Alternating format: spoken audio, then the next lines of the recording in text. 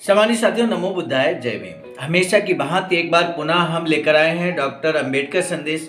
Doctor Ambedkar संदेश में नियमित तौर पर हम लाते हैं बाबा साहब का एक क्रांतिकारी स्पीच। आज भी बाबा साहब का एक स्पीच लेकर हम उपस्थित हैं और आज का जो स्पीच है हम आपको बता देते हैं। बाबा साहब डॉक्टर अंबेडकर संपूर्ण वाङ्मय खंड 37 का ये हिस्सा है, पेज नंबर 391 पर। विषय यहाँ पर हम आपको बता दें, बाबा साहब कहते हैं कि अनुसूचित जातियों को राजनीतिक अलगाव छोड़ देना चाहिए। 12 जून 1951 का ये क्रांतिकारी स्पीच बाबा साहब का है। किन परिस्थितियों में बाबा साहब इस बात को कहते हैं कि अनुसूचित जातियों को राजनीतिक अलगाव छोड़ देना चाहिए? आखिर वो कौन सी परिस्थितियां हैं 1951 में बाबा साहब के समक्ष, जिनकी वजह से बाबा साहब को ये कहना पड़ रहा है कि किस अनुसूचित जातियों को राजनीतिक जो अलगाव है उसको छोड़ देना चाहिए, त्याग देना चाहिए। सम्मानित साथियों, आज का डॉक्टर अंबेडकर संदेश हम आप तक पहुंचा रहे हैं आवाज़ का ऑफिशियल यूट्यूब चैनल के माध्यम से। मुझे पूरा भरोसा है कि आपने आवाज़ का ऑफिशियल यूट्यूब चैनल को सब्सक्राइब कर लिया होगा। यदि नहीं किया है तो अब जरूर कर लें। इसी निवेदन के साथ शुरू करते हैं आज का डॉक्टर अंबेडकर संदेश।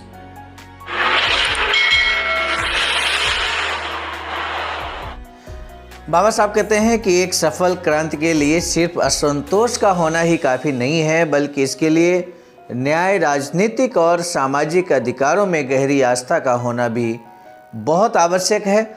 इसी सुंदर से कोटेशन के साथ शुरू करेंगे आज का डॉक्टर अंबेडकर संदेश, जो कि प्रसारित किया जा रहा है Buddha Bodhisattva Ambedkar international centre BBIC, Sarnath, Varanasi, राज्य उत्तर प्रदेश, देश भारत से। सामान्य साथियों, आज का विषय पहले ही हमने आपको अवगत करा दिया है। आज का विषय है बहुजनों और अनुसूचित जातियों को राजनीतिक अलगाव छोड़ देना चाहिए। किन परिस्थितियों में बाबा साहब कहते हैं। शॉर्ट वीडियो है आज का, बहुत लंबा वीडियो नहीं है, बहुत ही सारगर्भित भाषण है बाबा साहब का, जो बाबा साहब देते हैं। यहाँ पर हम आपको बता दें, 12 जून 1951 को बम्बई में क्या कुछ कहते हैं, पूरा वीडियो हम लोग देखने वाले हैं। बाबा साहब का पूरा स्पीच सुनने वाले हैं बाबा साहब के ही शब्दों में। अंत तक वीडियो को जरूर देखिएगा। आइए शुरू करते हैं बाबा साहब का ये संदेश, बाबा साहब का ये स्पीच। बाबा साहब कहते हैं कि बहुजनों अनुसूचित जातियों को अपने राजनीतिक अलगाव को छोड़ देना चाहिए और हमारी नई आज़ादी को मजबूत करने के लिए अन्य समुदायों के साथ सहयोग करना चाहिए। लेकिन ऐसे सहयोग में अनुसूचित जाति फेडरेशन का पृथक अस्तित्व बनाए रखना चाहिए। आपको मालूम होना चाहिए कि अखिल भारतीय अनुसूचित जाति फेडरेशन बाबा साहब के द्वारा निर्मित एक राजनीतिक संगठन था, राजनीतिक दल था, जिसका बाबा साहब कहते हैं कि हमें राजनीतिक अलगाव जो है विभिन्न पार्टियों के साथ, जो हमारा एक तरह से शत्रुता का भाव रहा है दलों के बीच में, उसको अब हमें छोड़ना होगा, क्योंकि परिस्थितियां बदल गई हैं। परिस्थितियां क्या बदली हैं बाबा साहब स्वयं यहाँ पर बताना चाहते हैं, बता रहे हैं। बाबा साहब कहते हैं कि आपको कांग्रेस पार्टी के प्रति अपनी नीतियां पूरी तरह बदलनी होंगी। अब तक वर्तमान पार्टी के साथ हमारे संबंध विपक्षी के संबंध रहे हैं। राजनीतिक क्षेत्र में हम एक दूसरे के शत्रु रहे हैं। अब तक हम अपने दृष्टिकोण में संकीर्ण रहे हैं, क्योंकि हमारे सामने एकमात्र हित हमारे समाज का हित रहा है। अब हमने आज़ादी प्राप्त कर ली है, तो हमें अपना दृष्टिकोण पूरी तरह से बदल लेना चाहिए और अपनी जाति के हित की दृष्टि से दूसरों के साथ सहयोग करना चाहिए तथा अपनी नई आज़ादी को सुदृढ़ करने में मदद करनी चाहिए। बाबा साहब कहते हैं कि हमारा देश चूँकि आज़ाद हो चुका है, अंग्रेज़ों से जो गुलामी थी देश की, उससे हम मुक्त हो चुके हैं। और इस समय जब ये बाबा साहब स्पीच दे रहे हैं 12 जून 1951 को, उस समय बाबा साहब कानून मंत्री के पद पर कार्यरत थे। ये हम सभी इस बात को भली भांति जानते हैं। ऐसे में बाबा साहब कहते हैं कि अब चूंकि परिस्थितियां बदली हुई हैं, अब हमें अपने समाज के लिए, बहुजन समाज के लिए हित के बारे में सोचना है। इसमें कोई संदेह की बात नहीं है। लेकिन कहते हैं कि अपनी जाति, अपने समाज के हित की दृष्टि से दूसरों के साथ सहयोग करना चाहिए। यानी कि अपना हित हमें सर्वोपरि रखते हुए भी हमें दूसरे का भी सहयोग करना है, ऐसा बाबा साहब यहाँ पे संकेत करते हैं। बाबा साहब कहते हैं कि ये कहना गलत है कि फेडरेशन की नींव धराशायी होने वाली है।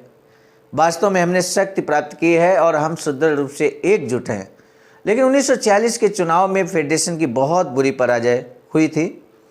मैंने देखा कि हम में से कुछ का अपनी जाति के हितों की रक्षा के लिए संविधान सभा में प्रवेश करना अनिवार्य है। तब सभी दरवाजे और खिड़कियां हमारे लिए बंद थीं। मुझे स्वयं भरोसा नहीं था, बाबा साहब कहते हैं, लेकिन फिर भी मैं बंगाल से चुनाव में खड़ा हो गया और जीत गया। उस समय मुझे लेस मात्र ख्याल नहीं था कि मैं समग्र राष्ट्र के लिए कुछ करूंगा। देश का संविधान बनाने की जिम्मेदारी मेरे कंधों पर डाली गई। अब मैं ये महसूस करता हूं कि मेरे लिए और समाज के लिए यह एक स्वर्णिम मौका था। इस संविधान की रचना करके मैंने हिंदुओं को समझाया, जो हमें पिछले 20 वर्षों से मुझे और मेरी पार्टी को राष्ट्र विरोधी अपशब्द कहते रहे हैं, कि वे एकदम गलत हैं।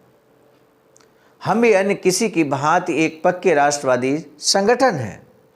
बाबा साहब कहते हैं कि किसी की भांति हमारा जो फेडरेशन है, अनुसूचित जाति फेडरेशन है, वो और हम, हमारे संगठन और हम सब लोग पक्के राष्ट्रवादी संगठन है, ऐसा बाबा साहब कहते हैं। अब समय बदल गया है और हम हिंदू प्रभुत्व के समय से भिन्न हैं। उस समय हमें अपने भविष्य पर भरोसा नहीं था। अब हमारा अंतिम लक्ष्य अपनी नई आज़ादी को सुदृढ़ बनाना होना चाहिए।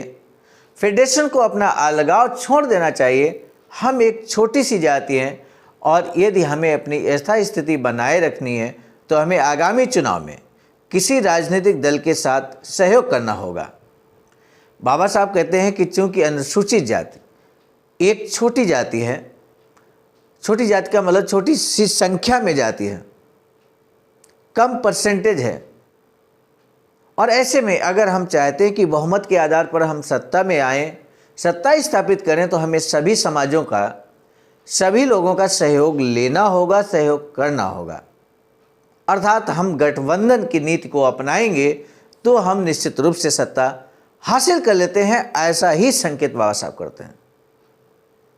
एकला चलो की नीति में मान लीजिए हम, या तो हमारी संख्या इतनी ज़्यादा हो कि हम एकला चलकर हमारी पूरी संख्या के आधार पर हम बहुमत हासिल कर लें, तो उसको बनाए रखने में कोई प्रॉब्लम नहीं है। लेकिन बाबा साहब कहते हैं चूंकि हम छोटी सी मतलब सी जाति का मतलब यहाँ पर जनसंख्या से है, हम कम जनसंख्या में हैं, और ऐसे में यदि हम सत्ता हासिल करना चाहते हैं तो हमें यहाँ पर एक दूसरे का सहयोग करके गठबंधन की राजनीति के आधार पर हमें सत्ता हासिल करनी होगी।